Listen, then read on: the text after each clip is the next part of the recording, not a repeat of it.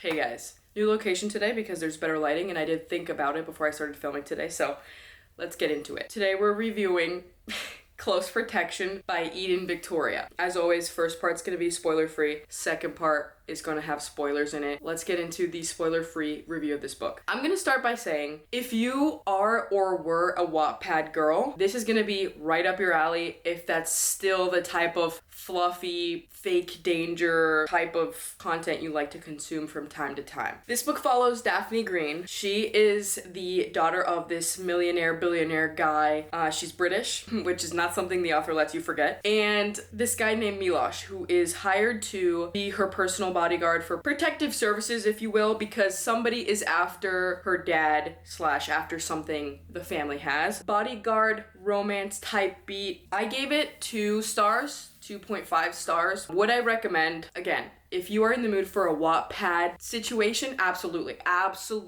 This is right up your alley. You're gonna love it. Guys, I just want to say, okay, I'm editing. The first part of every video, I get so stiff and awkward trying to review a book without spoiling stuff because I love ripping into the book and like talking about the worst and the best and the annoying and the dumb and the good and the bad. I'm sorry I'm getting awkward. I'm sorry I'm giving sophomore in high school, and I will work on it. Even editing this and like watching it, I'm like, what are you talking about? I'm trying to click off the video. Just bear with me. And if you've read the book, skip the spoiler free parts and just go right to the meat because that's where I am, okay? If you are not wanting to read something that is too easy and might be a little cringe, steer clear. I listened to the audiobook version of this, which, here's the thing, right? I'm trying to get into audiobooks. I've listened to about 10 of them at this point since I first started, right? I'm realizing that the only type of audiobook that I will be able to digest and enjoy to its full capacity is going to be an autobiography that is narrated by the author, psychology book where I'm actually learning something, or some type of studious material. When it comes to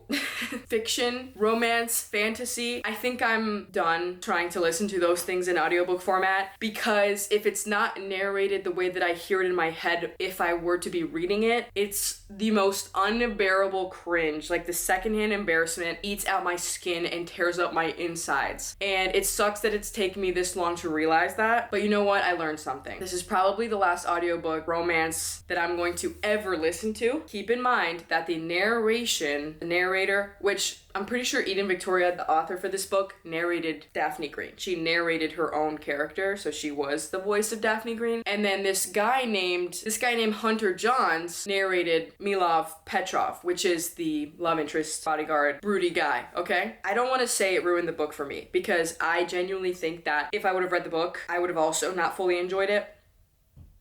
But it definitely played a huge role in my constant, like, ugh. Not the worst book I've ever read.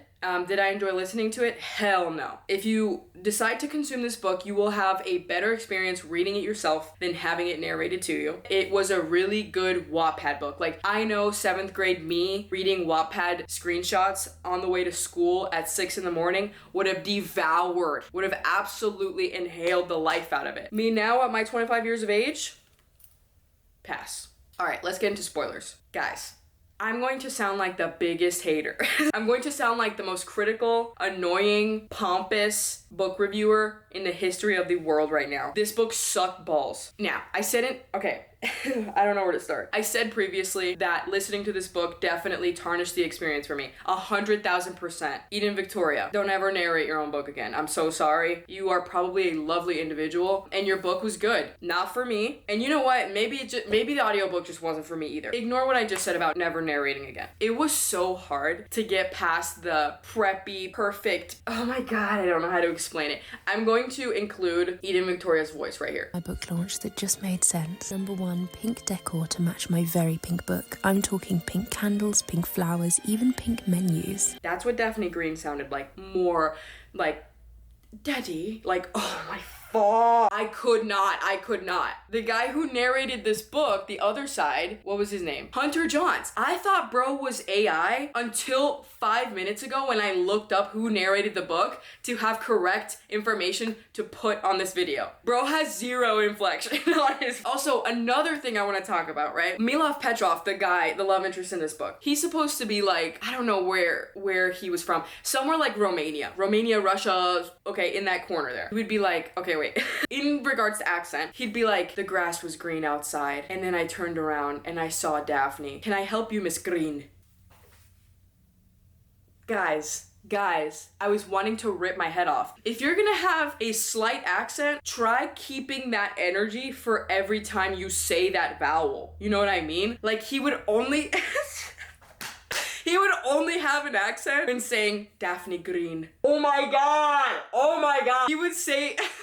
It was so hilarious. Like, I would listen to the audiobook and laugh out loud. Oh my god, I just couldn't. When talking about his roots, where he was born and raised, what languages he spoke, only when speaking in regards to where he was from would his accent pop out. And the rest of the time, bro was 100% American. It was hilarious. I like couldn't get past it. There was no consistency. It was so funny. But I can't talk about it anymore. I struggled with the book up until halfway. Okay, 50% of the way, I was pissed off. But I was like, I have to finish this book. It's like 8 hours and 27 minutes, and I listened to it on 1.75 speed. After like the first 4 chapters, I was like, yeah, let's go. Let's pick up the pace. Halfway mark, I kind of was like, all right, I'm not gonna try and expect something from this that it's not. It's 100% a Wattpad book. It's written like a Wattpad book. The conflict is like a Wattpad book. The way they talk to each other is like a Wattpad book. I started enjoying it as if I was reading it on Wattpad and as if I was in 7th grade again. Then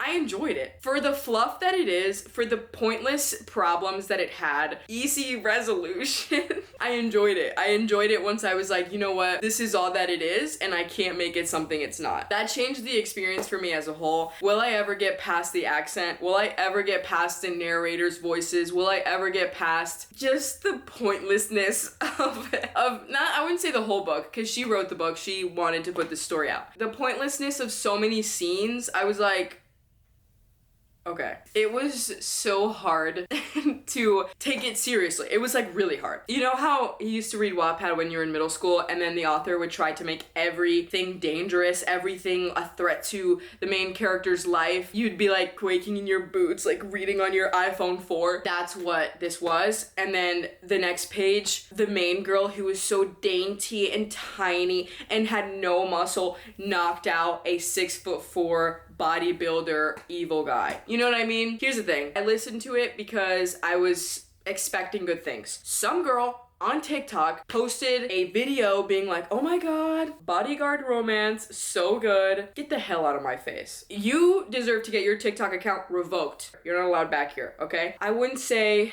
it was a waste of time because I laughed a lot. I wasn't expecting to laugh a lot, but I did laugh a lot.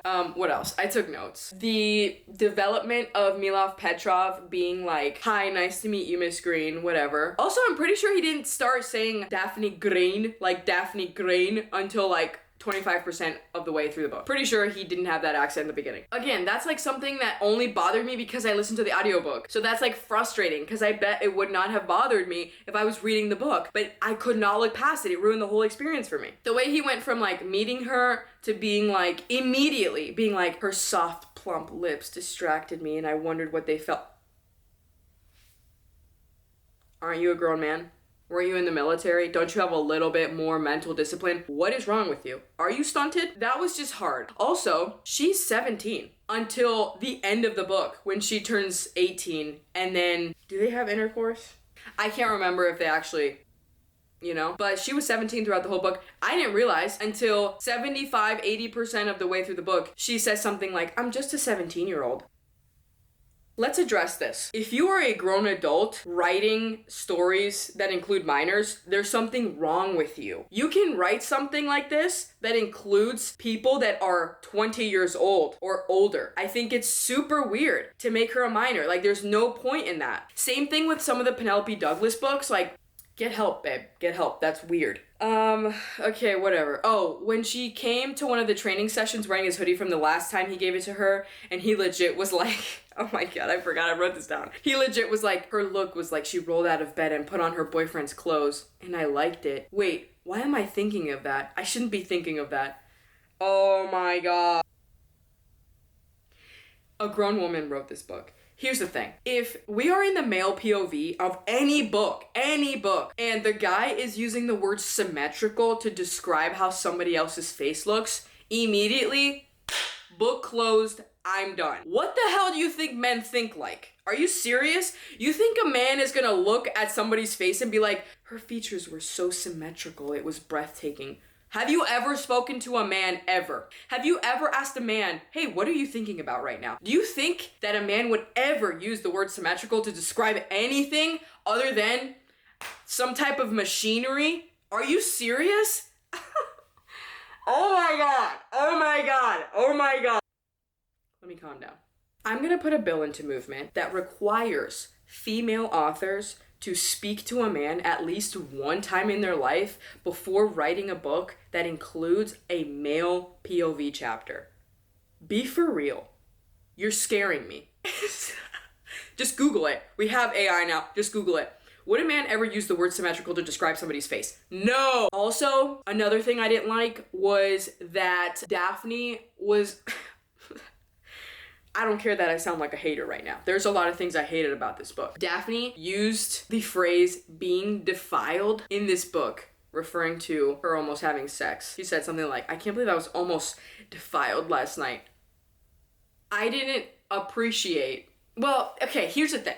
In the beginning, Daphne was described as, or she described herself as like, this like so skinny mini, skin so perfect, hair so flowy, like... That was so annoying. Then, 50% of the way through the book, I realized, oh, this is a 7th grade Wattpad chapter book. And then I was like, you know what? This is exactly what I expect out of something like this. So it wasn't as bad. Okay, another point. High key, when her mom came in, I was a little shook because I didn't expect that at all. Eden Victoria, you got me there. It seemed like Eden Victoria wanted to make this a very real and raw story with like real troubles and real anxieties and real fear, I guess. But I literally could not get past Miloš Petrov's inner voice through the narration of, I forget the guy's name. It was so insufferable. It was ridiculous. Bro had zero inflection, so I'm listening to AI and then the constant forgetting of, oh, I'm supposed to have an accent, and then all of a sudden I have the strongest accent on earth. Get out of my face. Everything that she did was narrated as if she is the most proper, pristine girl in the whole world. Who are you trying to convince, babe? Like, this is... Now, I would have inhaled this book on my way to school at 6 a.m. in 7th grade, reading Wattpad screenshots. Absolutely, I would have inhaled it at light speed. This would have done numbers in 2013, 2014, especially if it was like a One Direction fanfic. One of the guys was Miloš Petrov, and Daphne was like, Daphne, oh my god, it would have done great. Another thing about Milov's inner voice is just like, again, you realize that the author has never ever asked a man what they were thinking about or observed how men think or how they speak. Milov would be like, she looked beautiful in that pink dress with pink sandals and she had a light dusting of makeup on her face. Light dusting? Light dusting? You think a man realizes anything or knows anything about light dusting makeup? Are you serious? That's the kind of stuff I couldn't get past. So that's why I gave this book 2 out of 5 stars. And actually, after talking about it, I want to give it a 1. Okay, I was gonna end the video there, but I do want to talk about books that I'm reading right now because I'm geeked, guys. One Dark Window by Rachel Gillig. I ate this book up, and here's the thing, I'm not gonna talk about it too much because book review is coming. I am now 1/5 of the way through with 2 Twisted Crowns. This book has me by the neck and balls. I am so excited. I'm so happy. You know when you're that type of obsessed with a story and you can't put it down, you like go to the bathroom and you bring the book with you? I couldn't be happier. I'm so happy. Okay,